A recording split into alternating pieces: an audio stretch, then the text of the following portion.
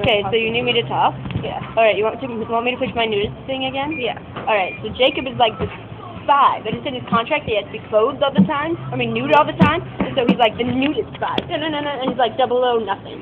And then there's like these villains, and he always like fights them, and they always try to shoot clothes at him, like those people at like the baseball stadium, and they're like, take a shirt, and he's like, no. And he's like avoiding them because he's like super smooth and he's a spy. And then he's got like lasers, but I don't know where he would keep them. And, like he would have to keep them strapped to like something very important. And then he always gets his dance moves from avoiding clothes.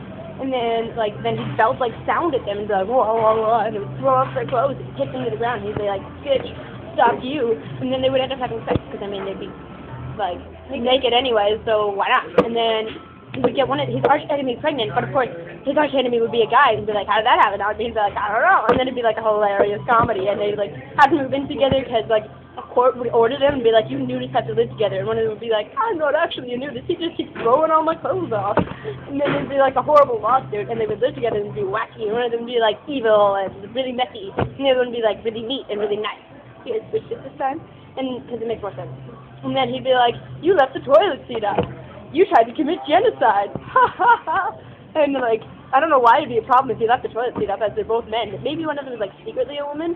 I don't know. If they're both nude, you would think you would be able to tell, right? Like, but I guess not, because they'd be really pregnant, so they'd always be hiding their genitals, which is how we would keep it on the air. And then Jacob would always have like clothes being shot at him, and then he'd be like,